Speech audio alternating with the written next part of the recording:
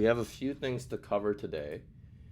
Um, let's see. So I'm just gonna pull up a list of all the topics that I wrote that I want to get through today. So for everyone here, I mean, just a show of hands, like how many of you guys did like the puzzles and stuff like that? Do is because you guys already know a bit about some of the piece movement stuff. I'll just go over some of the basic stuff related to like matches and stuff. So, uh, as you guys will probably know, if I do a custom, let's see, local match, right?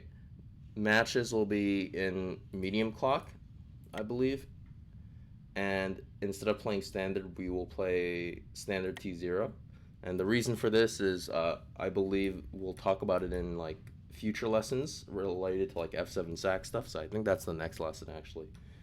But there's like a specific reason why we're using this specific variant instead of playing standard, because standard is makes it so that basically white has an advantage basically. So and in turn zero and some of the other standard variants. So ignore half reflected, but in defended pawn, princess, turn zero, ignore two timelines, and reverse royalty. Those variants are a bit more balanced compared to like normal standard. So we'll start from now on. I'm just going to, we're gonna just say that the standard variant is turn zero. So, um, just a show of hands also, like how comfortable are you guys with like opening stuff?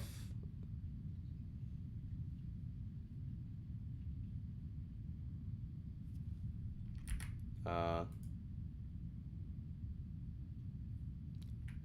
just it's fine if you guys like aren't comfortable because we could just go over it real quick. But if you guys, uh, but I'm just I'm just curious what you guys know so far. Um, I know you could- You know a little bit about stuff. I'm sorry, you cut out for a bit. I'm just gonna change your volume level.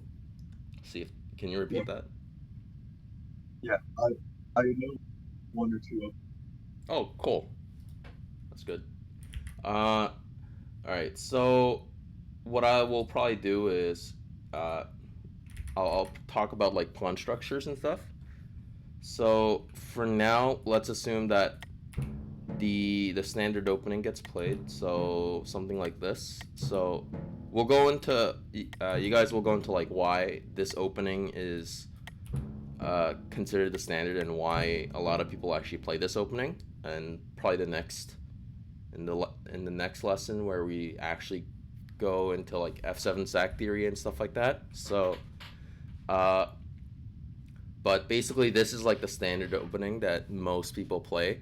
So, and if for now, I just want you guys to like look at the pawn structure from the opening. So you notice already that uh, the pawns are already in their pawn chain. So diagonal pawn chains are ideal, like in 2D chess, right?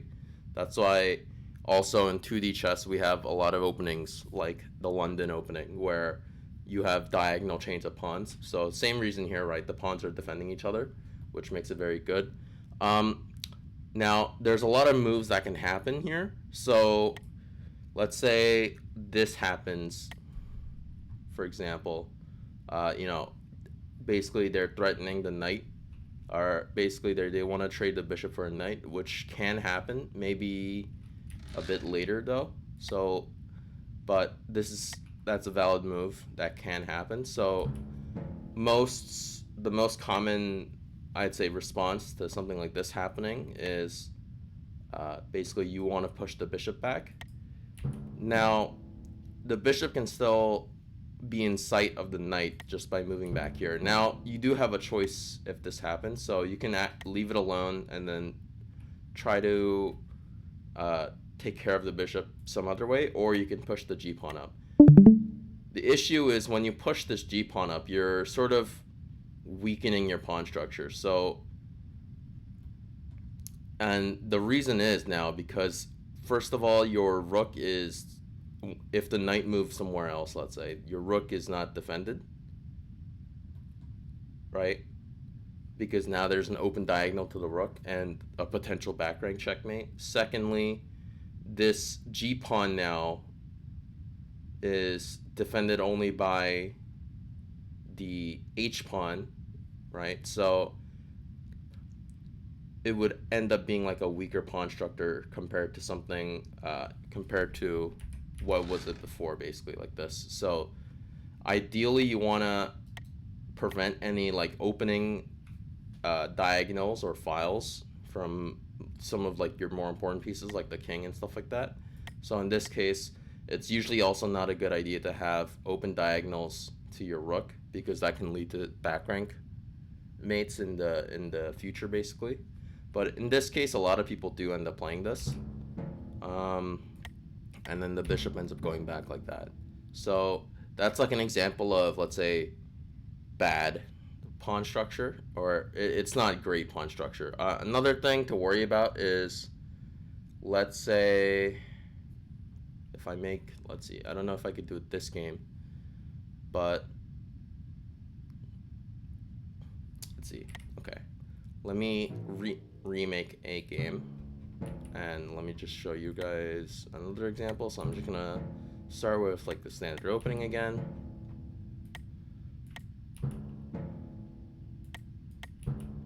Yeah, great. So let's say nothing happens, nothing too exciting happens in the opening. Let's say that white decides to go for uh, basically a queen trade, so they're offering their queen. Usually black will do the same like this and then end up trading in the future. Nikita, you can correct me if I'm wrong, by the way. Um, and usually, basically, so there's two options for white now. You can let it be, or you can force the trade. You could just do the trade right now. So in this case, If you're lazy, you can take the queen. yeah. So Yeah, if you're lazy, you can take it. yeah, yeah. Yeah.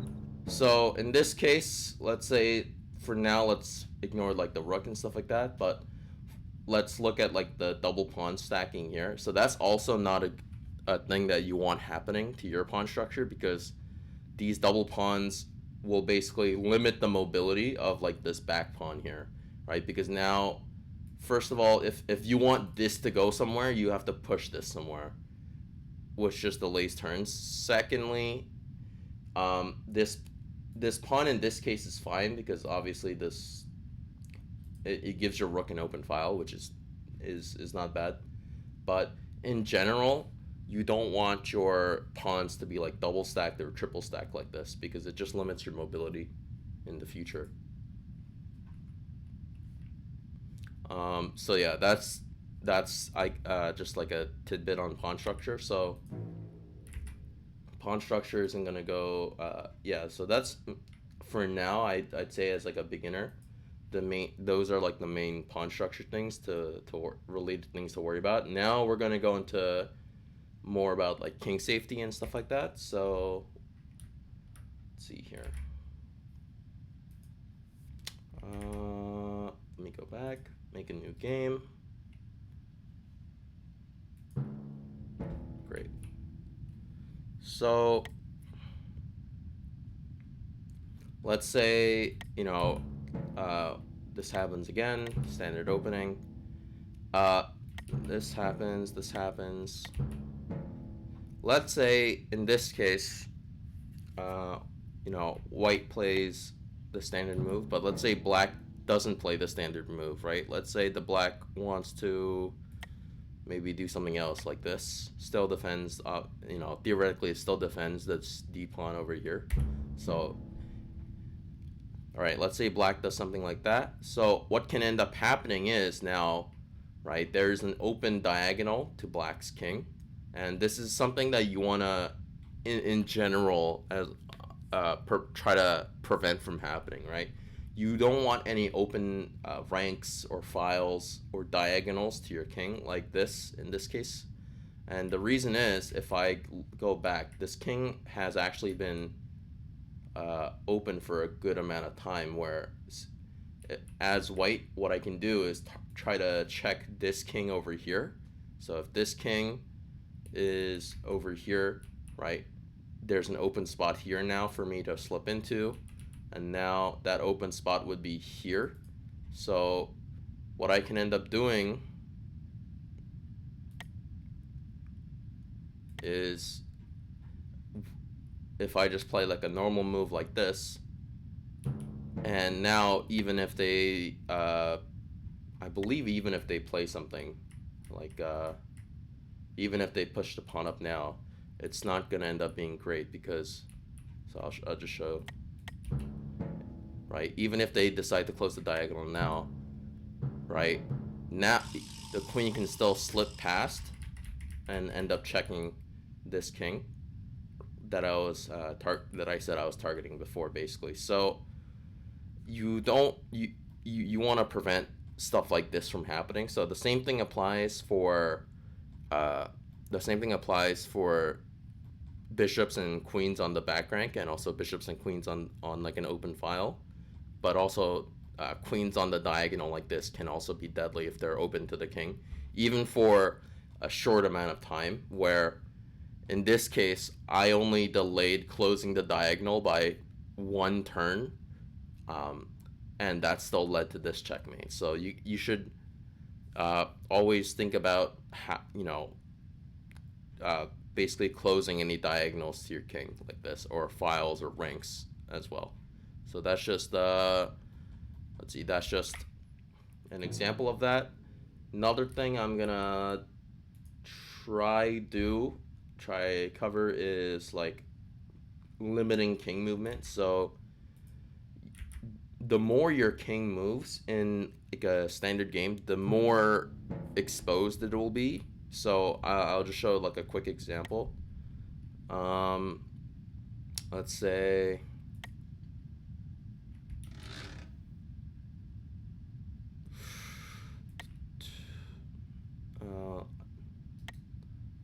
let's see, I'm trying to think what the quickest. Okay, so I'll just show quick, try to get it done quick. So let's say they play the standard opening again.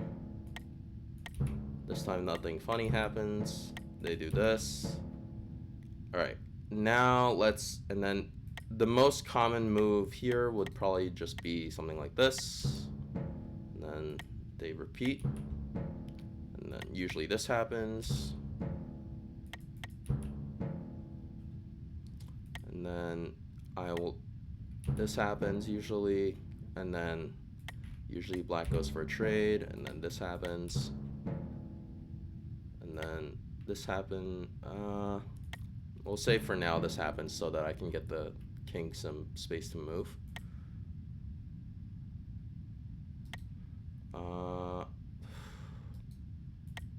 For now, just to get the point across, I'm just gonna do that. All right, and let's see. Now let's say black decides to castle like this.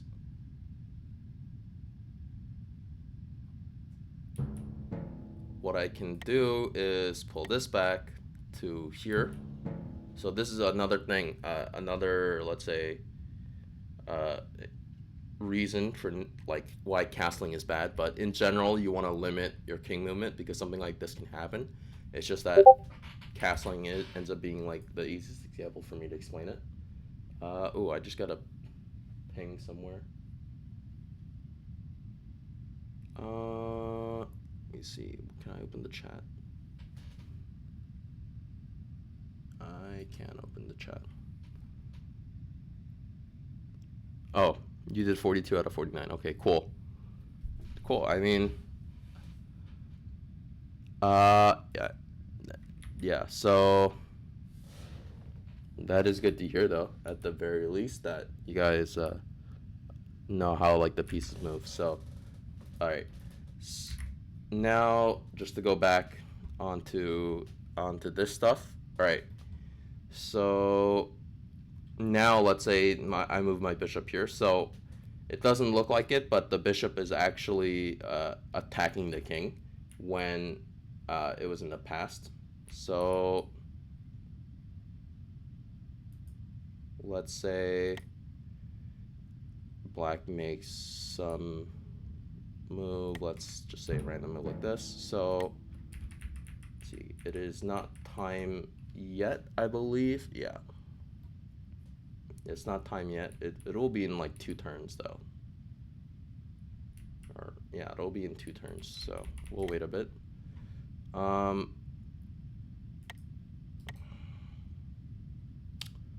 see.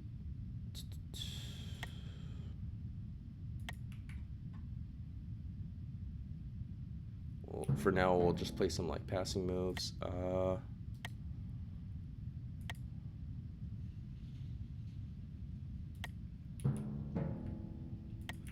believe it's not time yet either. Let me just double check. Yeah.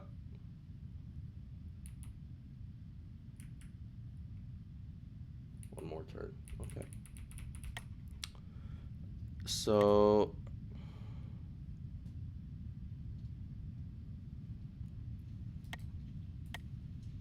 let's say white decides to just play some passing moves for now, just to prove a point. Let's say, I don't know.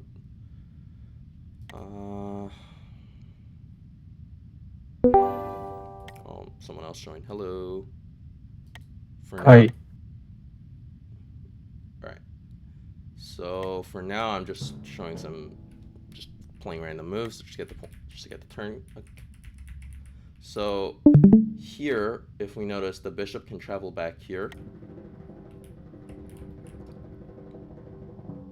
And when this happens, it's actually a mate. So this is like a very common, it's usually not a mate, but it's a very common line called a Tchaikovsky. So I believe that you guys will probably go into more detail about like the specific, some of the more specific Tchaikovsky lines that are a bit more advanced. But basically, this is like a basic Tchaikovsky where you're attacking a king after it castled. So, but basically for reasons like this, in general, you don't want to move your king, because what can happen is I can do something like I can make an attack where I will target the king to where it moved when it hasn't moved yet on the board that I'm attacking from, like this. So if you guys look here, this king over here hasn't castled yet,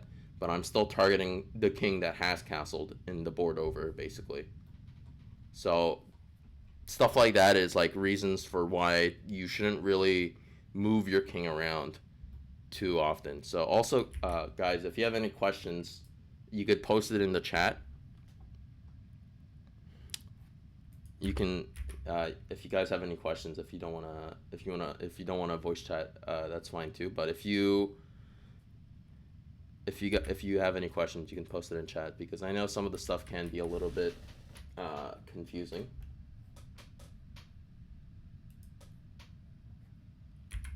Thank you, Nikita, for letting me know that I can remove auto flipping settings. I know.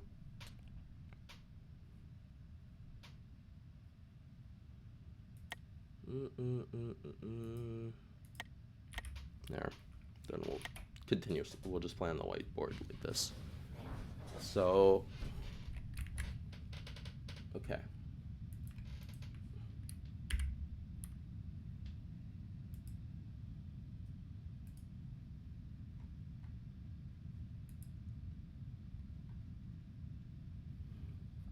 Why is it called Tchaikovsky? Oh man, that I'm actually not sure about.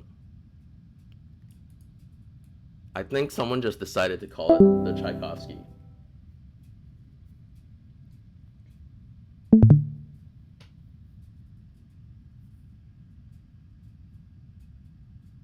If you have already castled, what would be a good way to defend against the Tchaikovsky? So, a good, let's see. So, let's see here. If I go back to 5U chess, so a decent way to do is, right, so if you think about it, the main travel that happened is the bishop went to this square. So if you can somehow defend this square by either, you usually push this g-pawn up a little bit so that it's actually defended, and then the bishop stops. But you would have to do that in advance from castling. So if you do want to castle, what most people end up doing is take like a few turns to prepare for the castle, so that they set up the position in a way that it prevents something like this from happening. Usually they usually push the G pawn up and then also put a bishop in G2 usually, so to prevent something like this from happening, basically. So I wouldn't castle before you like set it up. Also, kingside castling is usually not the best option. If you do want to castle, actually, there's some cases in the standard opening where it's actually beneficial. It's actually okay. I don't know about beneficial because that's specific to the line, but there are cases where it's it's okay to castle queenside in the standard opening, but like that's going into like some of the more advanced lines. So, and I don't know if it will be covered because I am not doing the opening bit, but it is an option. Counting is very hard. That is true. That's actually a meme in the community where you need to learn how to count. So that's actually a very good option. So we can go over some. If you guys wanna if you guys aren't comfortable yet with like counting like turns, it's actually very. We can go over that. But it is a meme where you need to learn how to count to play the game.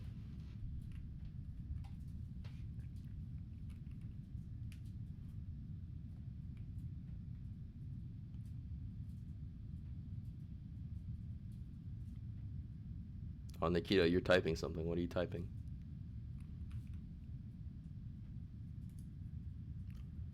Andre invented this.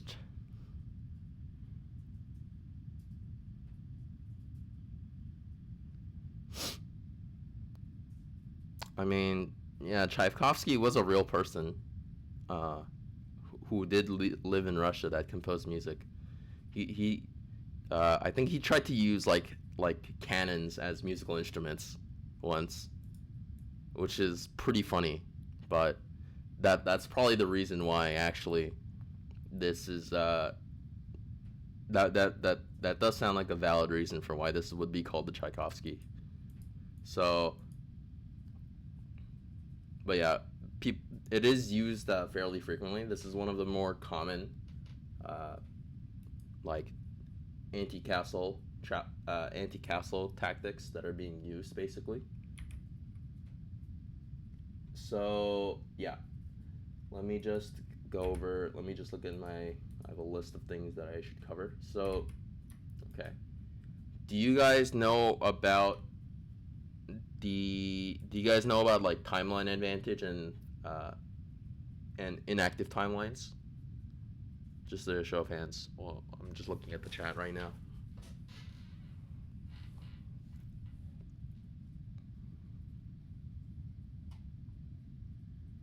Yeah.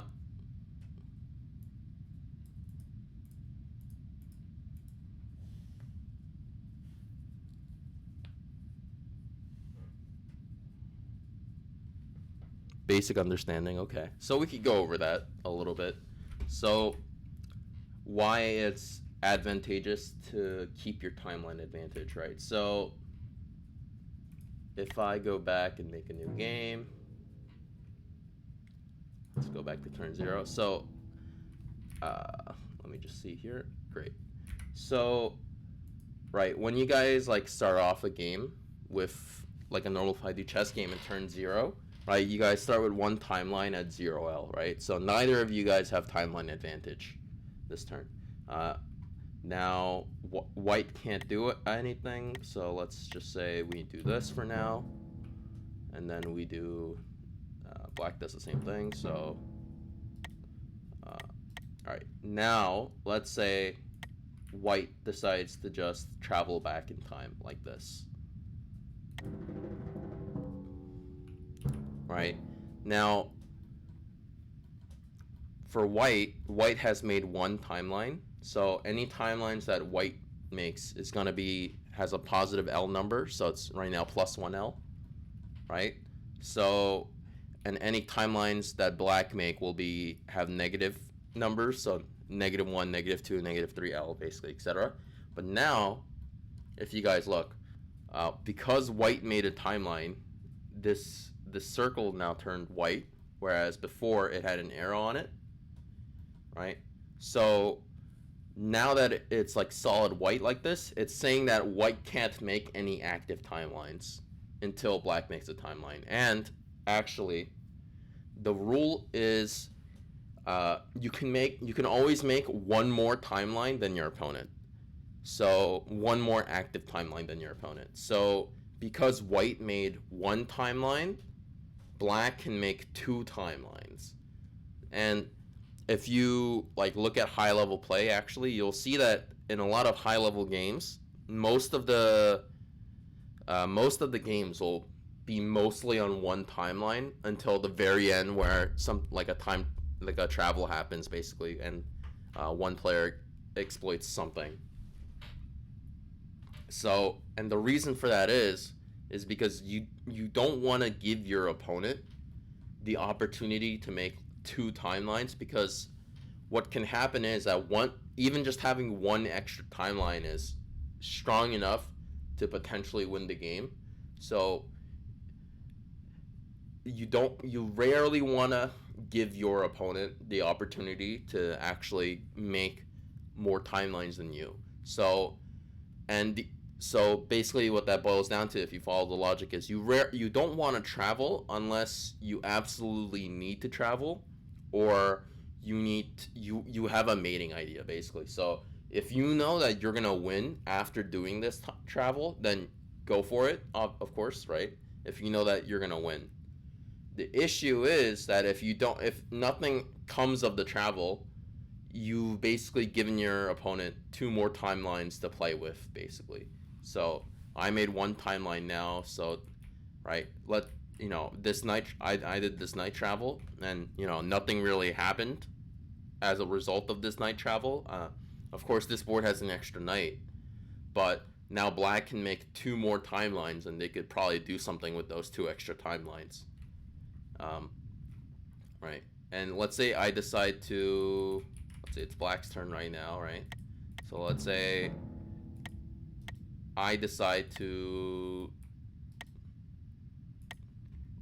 for now, let's go back. Let's do this. Let's do this for now. Let's say black doesn't take. Black just does something like this, and then this happens. Sure. Let's say white decides to travel again to here because its knight is in danger, right? Now, if you guys notice, this timeline that was like just created, it doesn't have like a purple arrow like these two timelines, right? It has a white arrow, so that's saying that it's an inactive timeline. And what that means is black doesn't have to play on this timeline. You see how it didn't even move the present line back to when the timeline when it was created, right? It's saying that basically black doesn't have to do anything on this new timeline that was created, and they can ignore it. And now what that ends up meaning in this case is basically white threw away their knight, and so that's like the reason why it's not great to make too many timelines. So does everyone have like a sort of understanding of that, or do I need to go into a bit more depth? Yeah.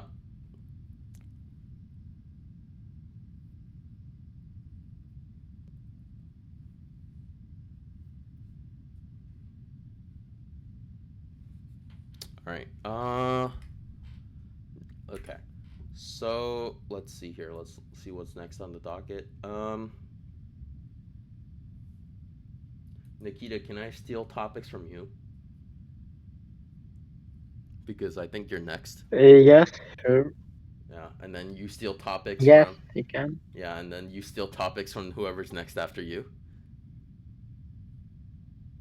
because I didn't really need to go over piece movement in this case. So let me see here. I'm fine Okay. with it. Yeah, I'm just seeing. I'm just seeing. Okay. Da, da, da. I'll let you. I'll let you do the 2D chess tactics. Uh, but I can go. Can I take over F7 sack? Yes, you can. Yeah, and then also opening stuff to counter the F7 sack. Yes. All right, cool. You could go over it again next time because different people might be showing up. So, uh, all right. So I've been talking, I think, a good amount about the F7 sack and the reason why I played the standard opening for most of the games I showed you guys. So, do you guys just a show of hands? Do you guys have uh, let's say how good of like a knowledge of the F7 sack do you guys have? We'll say just a show of hands in chat. So hello again. Yeah, we're by the way, if you didn't heard when you actually disconnected, we're transitioning into like F7 sack theory now. So if you, I'm just asking everyone how good of a how much understanding you guys have on that topic. Yeah, I know it's the queen sacrifice, but not sure specifically how to do it. Intermediate knowledge. Okay. All right. So we'll go over some of the main lines for the F7 sack. Let's see here. So let's say that I play.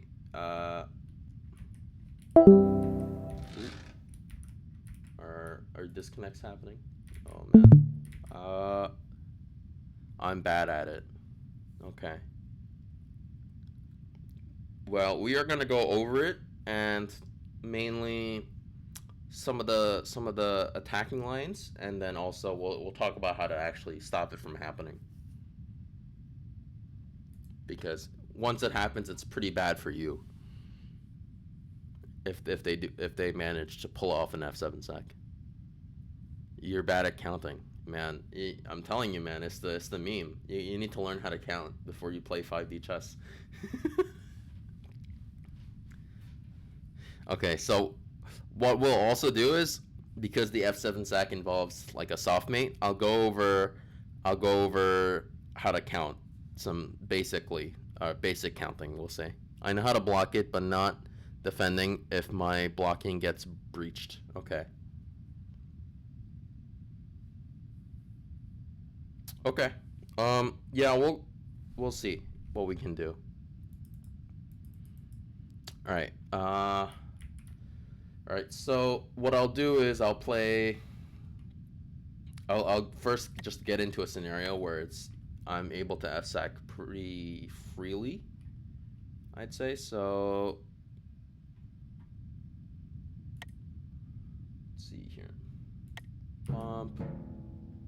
Let's say. Oh, welcome back. Okay. So let's say that black in this case doesn't know about uh they don't know about the standard opening. They play something like this.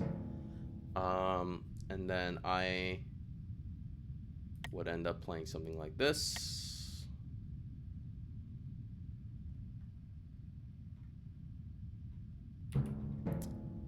Then they play, let's say this.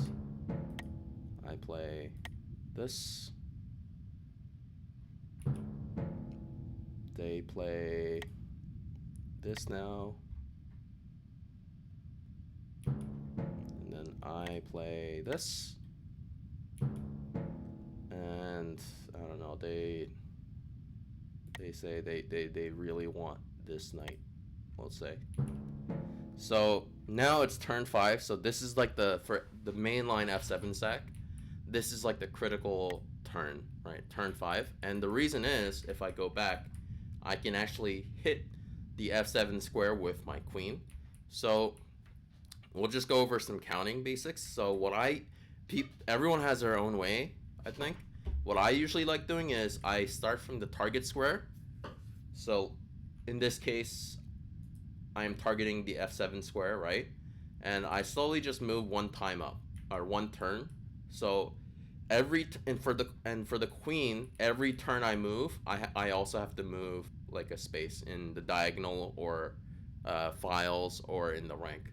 So in this case, I'm moving along the f file, so I'm targeting this f7 pawn right here on this turn. So we go up a turn, we do this, and now we're on f6. We go up a turn, we do this. Now we're on f5. We go up a turn, we keep going. Now we're in f4, and then we go up a turn into the present, and now we're in f3. So now I know for a fact that my queen will be able to target the f7 square, like I mentioned. Also, another easy way to do it is I'm targeting turn 1, f7 on turn 1. It's currently turn 5, so 5 minus 1 is 4.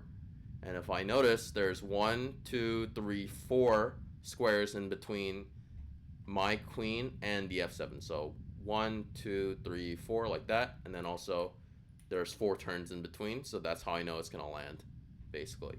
Assuming there's nothing blocking it, like in this case.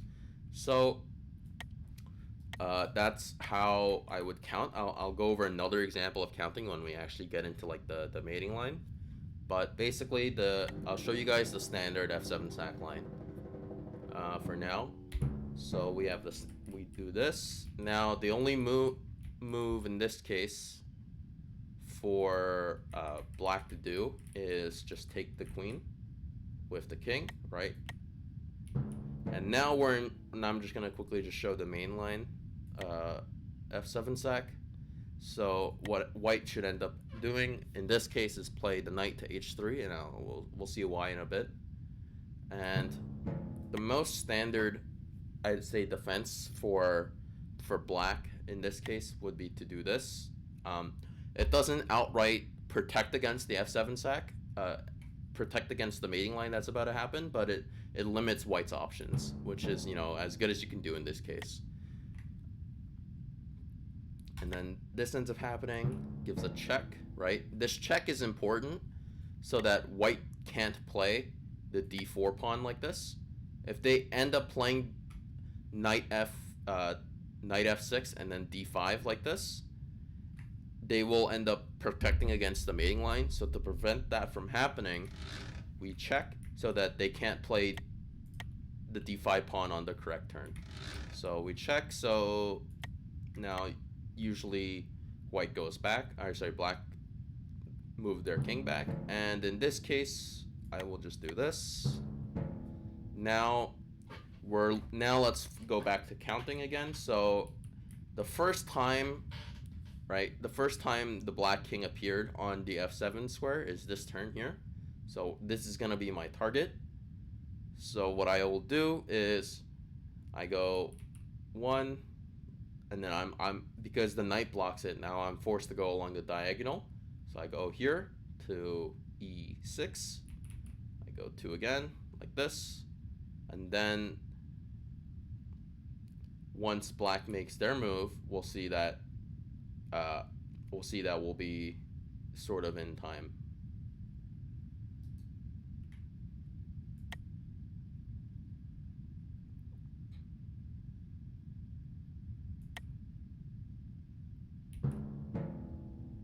So now we'll see that once I make my queen move, right, we'll be in time. So if you notice here, I'm targeting on turn 2, and right now it is turn 5. So 1, 2, 3.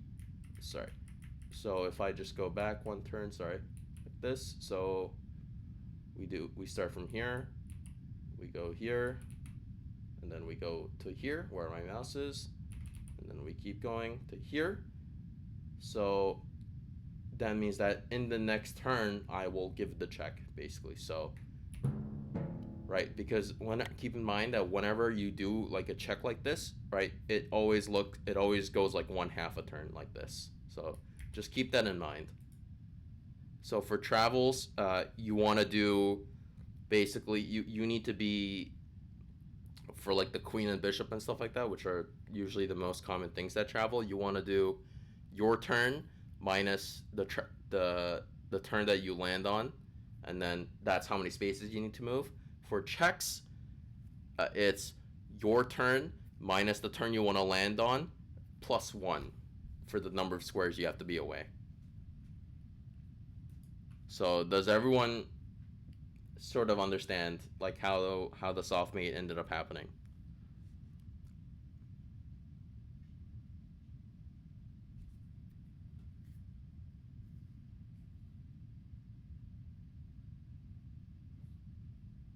Can you move the camera back slightly? Of course, yeah.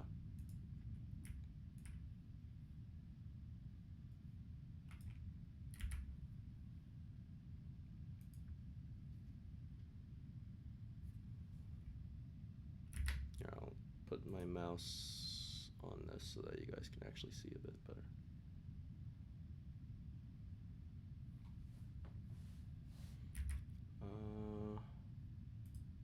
Yeah. Cool. Everyone else got that? So this is like a very common way to like check your opponent. It's called a soft mate. So uh, being able to set up like a soft mate like this is very important if you want to try beat like other high level opponents, basically. So a lot of times what ends up happening is we don't at a high level you don't just end up mating on like a single timeline. If they do a travel, if they catch on to what you're trying to do, basically they usually make another timeline so that the mate ends up being a soft mate like this or a hard mate. And in this case, what ends up happening is, if I go back, you notice how the game isn't over. White didn't win yet, but they're winning for sure, but it's not set in stone yet. So what ends up happening is that black has to make a travel move to go back in time to move the present line back. And the general rule for travels is you need to go from a board not in check to a board not in check. So I can't move a piece from this bottom board here because it's in check, right? And I can't move a piece to to a board that's also in check. So just keep that in mind. So black has a few options. Probably the bishop is their best one because it goes back the furthest, which is over here.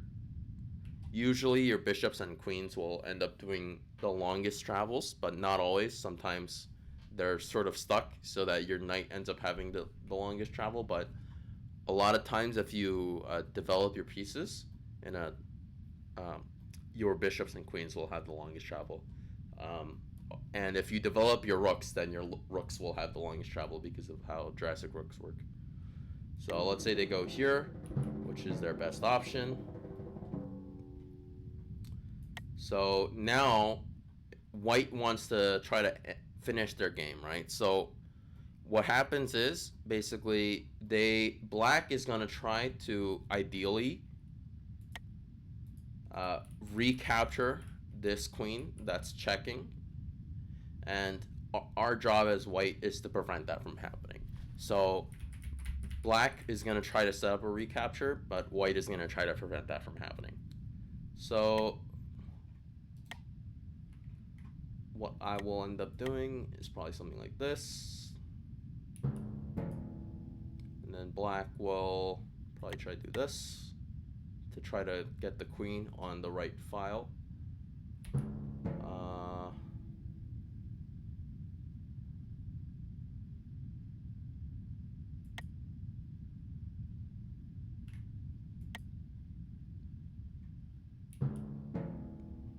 Now black will probably try to do this. We will do this instead, so that black can't just move their queen without without trying to do the recapture. So now the reason why we did this is ideally black wants to, right? So black wants to try to do the recapture. So black, if black wants to recapture that queen, they have to be on this square or the square where my queen is on. So in both cases, both of those squares are defended, right? If they do something like this to try to do the recapture, of course I'm just going to take the queen back and do a trade. And of course if they try to do this, right, then I just take it with my pawn, right, to prevent any of the recapture stuff from happening. So let's say they do this instead, and of course then I just do this to prevent any shenanigans from happening. And now we're back to where we are with the check. It's the same check, of course. So now black has one more timeline, so this goes back into timeline advantage, right? Because I made one timeline, right? Black can make 2 timelines, so that's what they're gonna do right now. Is they're gonna probably travel back with their bishop, which is still the best option they have, to here. Yep. And white is gonna just basically do the same thing. So if they try to do, let's say,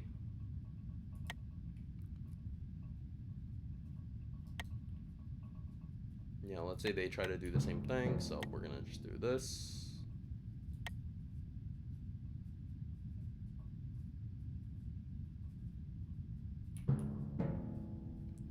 And now actually black can't even move their queen out of the way before out of the way, so they didn't even get onto the file this time, basically.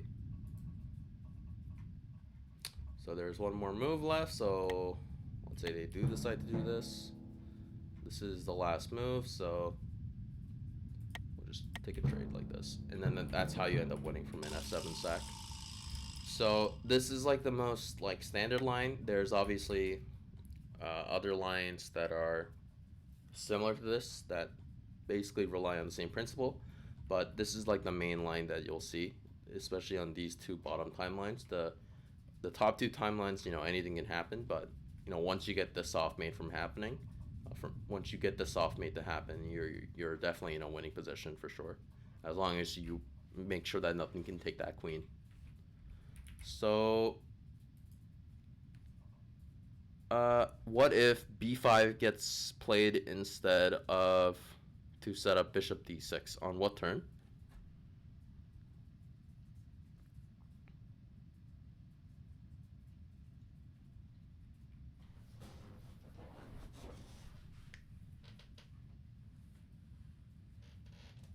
On the L-2 instead of b5. Okay, let's take a look. L-2 is this, so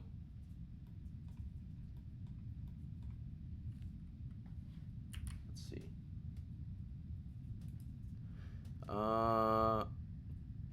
Set up for bishop d6, or yeah, bishop b6 instead of pushing the c pawn.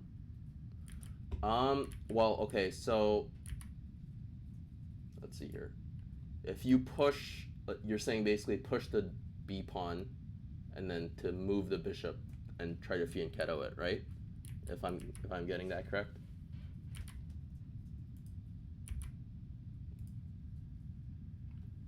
So you're saying basically, yeah. So instead of where the c pawn instead of when the c pawn gets played, which is this is the first move where it can happen. So instead of this, you're saying play this instead of, and then move the bishop out.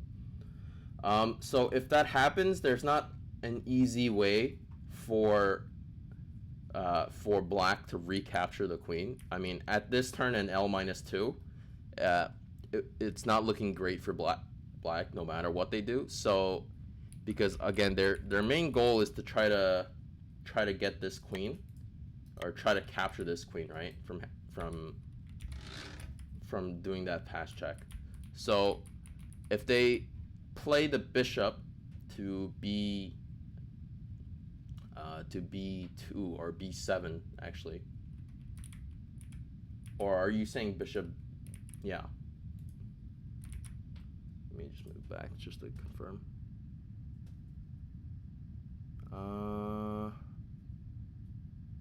Set up for bishop b6. So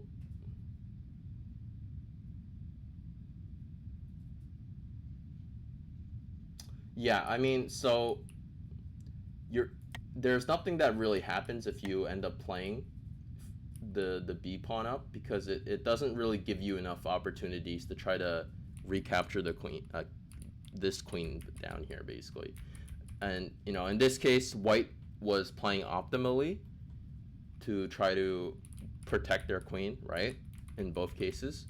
So there wouldn't really be an option. And just keep in mind that if a check, I can if I do, let's say, if you do bishop to b6, or sorry, bishop b6, it would be, I believe, too late to do anything with this.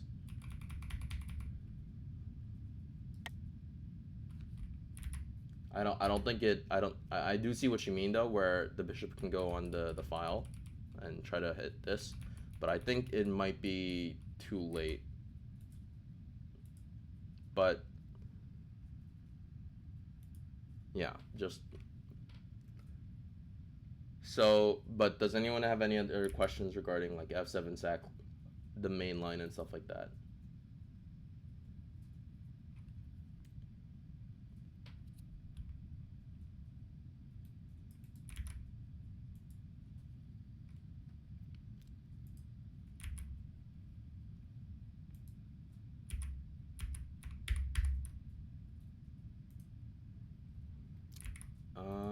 Okay. Then if that is the case, then I think, let's see. So Nikita, I think next time you're gonna cover what, the 2D chess stuff and then opening ideas, right?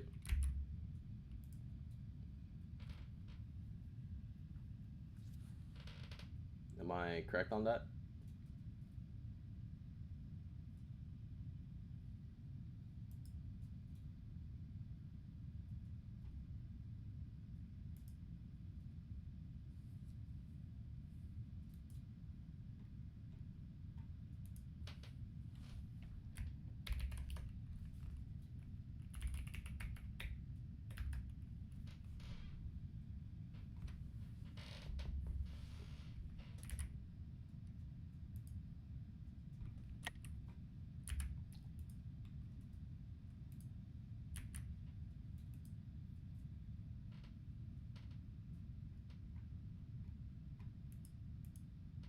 All right. Yeah, but just I guess before we head out, because I think the hour is basically up for how long this should last. So, but yeah, just before the hour, before we head out, does anyone have any like last questions regarding on like what we covered today? You can like put them in the chat, and I will read through them.